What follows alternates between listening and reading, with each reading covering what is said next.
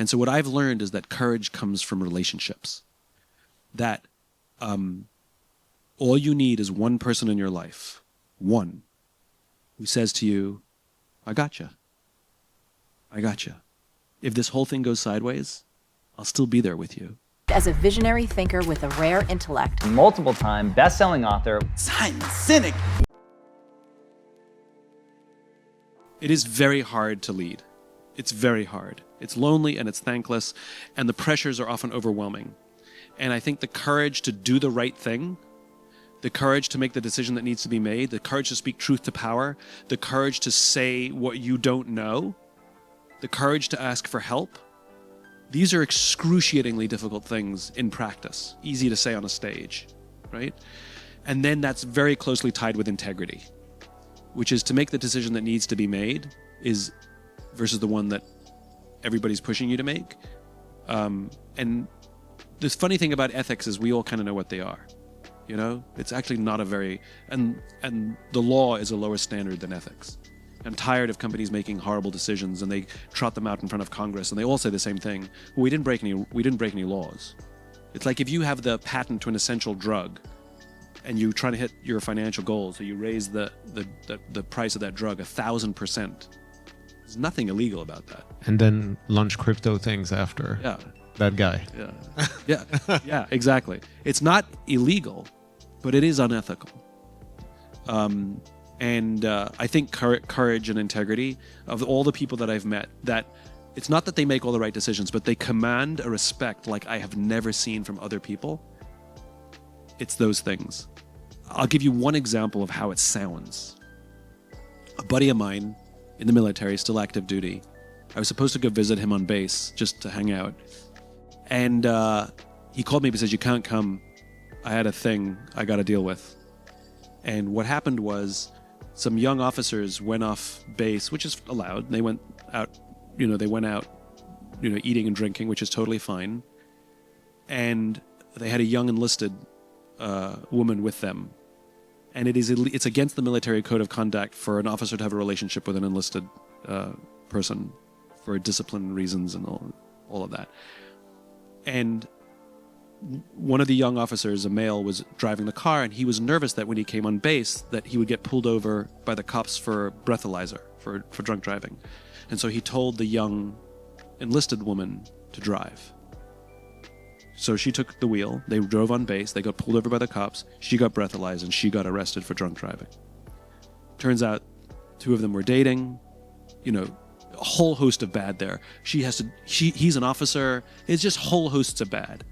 And these officers, these young men, had now ruined their careers, and they were going to be thrown out of the school that they were in, which was Air Force Top Gun, the top 1%, right?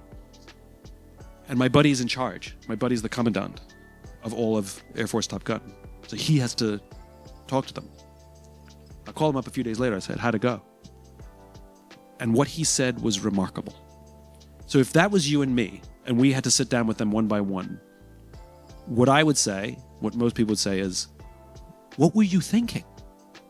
How can you be so stupid? You have thrown your career away.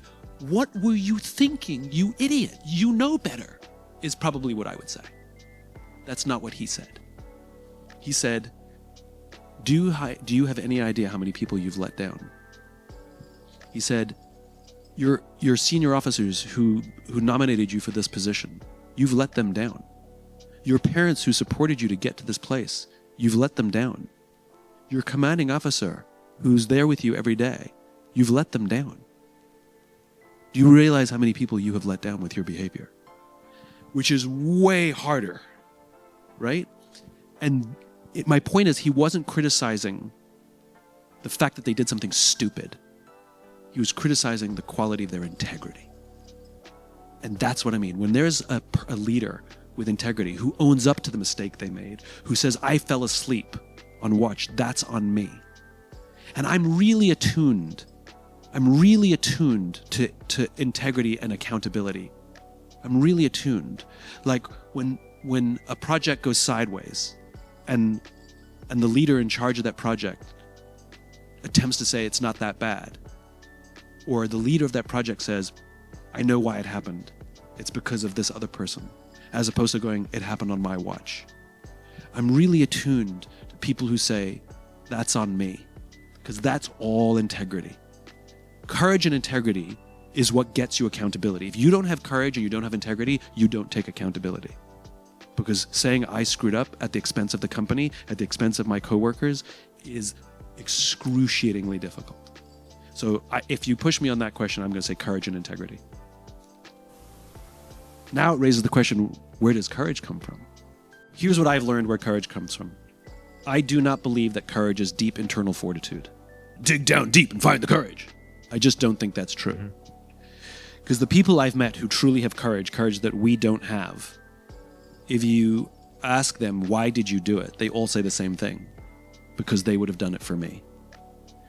If you ask them, why did you do it? It's because the fear of letting somebody down is worse than dying. If you ask them, why did you do it?